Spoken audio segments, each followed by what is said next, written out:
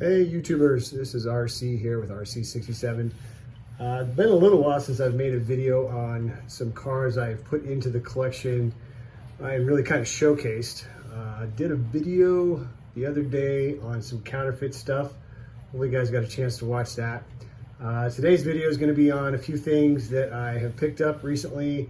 Just haven't had a chance to showcase them. I've been pretty busy with a lot of stuff going on, just work and everything else with life going on. But anyway, what I have here is I've got a Johnny Lightning 1967 Camaro. This is the Baldwin Chevrolet Camaro. This was a racing Camaro back in the late 60s. And this came in actually a two-car set.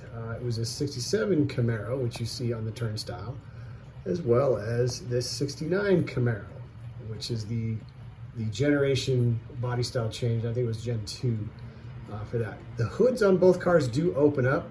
But the one thing I've noticed with all of the Johnny Lightning cars, with moving parts, the parts are typically very stiff to open. And rather than run the risk of damaging the part, I just leave it closed. But the hoods do open, but they're very, very short opens. They're not very deep in terms of where you can see really into the engine. But it is a nice car. Let's go over some of the detail on the white one here first. So you do have an all metal chassis on the bottom here. You do have 4 rubber tires. You got some nice detail on the bottom of the chassis where you can see the transmission and the exhaust system, and of course the rear differential, as well as some of the exhaust coming out the back. 4 rubber tires. You've got some nice detailing along the sides of the car with the Baldwin Chevrolet racing logo, and then some of the sponsorships that came along with the car as well. Nice metal body, so it's a very heavy weighted car, so it's a full die-cast car. That's the one thing with Johnny Lightnings. You know, they do have some, even their mainline. This is kind of their mainline car. It's a pretty nice car with the quality. Again, some of the moving parts struggle a little bit, but as far as the detail, it's pretty detailed. It's got a nice weight to it, and again, you get a all metal base and 4 rubber tires and a metal body. So it's a nice piece overall. So it's going to be a good piece to add into the collection here. You got this yellow one here, again, all metal base, 4 rubber tires. You can see some nice detail again where the transmission is, as well as where the exhaust system is, and of course there, the rear differential and so forth. This tread tire, these tires here actually have a little more tread pattern on it.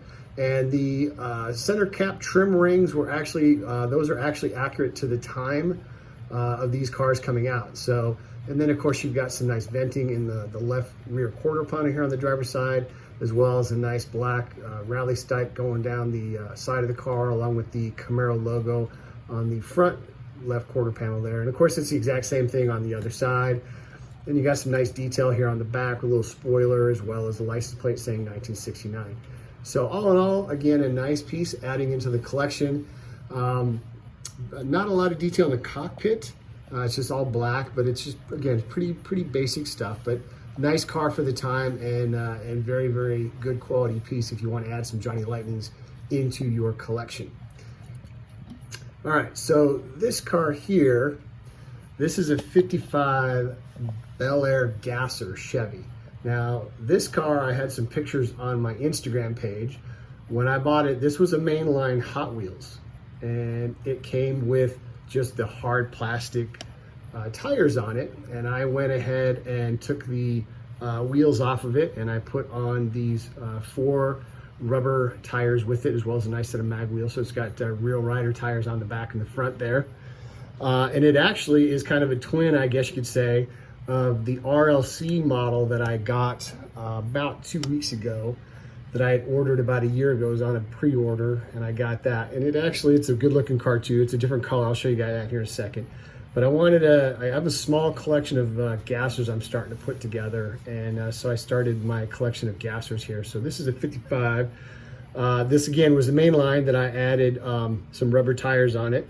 Nice little detail on the bottom. It's got the elevated front suspension there, and then of course it's got a little bit of an elevation on the suspension for the back, and then you can see some detail as far as the transmission and so forth. So that's one of the cars I've added to my collection, which is going to go with this car. So this is the 55 Bel Air Gasser. This is the RLC Hot Wheels member car. This was one of the cars they did on a pre-order back in 2021. and I think I got this in the mail about 2 weeks ago. If you looked at the two, there's actually a lot more detail on the green one here, obviously, because it's a member car or it's a hobby member's car. So it's got some nice detail with the lights and so forth that are painted on there, and then the grill's painted. There's a little bit of detail on the engine, where the mainline one, if you look here, there's really not a lot of detail there in terms of color. But then if you look at this one here, you've got a little bit of color on the engine there and separates out. So you get a little bit more detail with regards to that. The bottom of it, the bottom of the chassis is about the same, although this is a metal chassis. So you have a metal chassis on this one, and 4 rubber tires with some nice mag wheels on it. So put the two here side by side, and you can kind of take a look at them and see what you think. Look at the main line to the RLC. You can see some of the difference with the lights that are painted on the RLC, where the mainline car, it's not really detailed as much. You're gonna see it coming around front here. You're gonna see the lighting here with the 55 gasser, that's the green one here. That's this one here. And you're gonna see the lights there. And then of course on the mainline one there, there's no lights painted.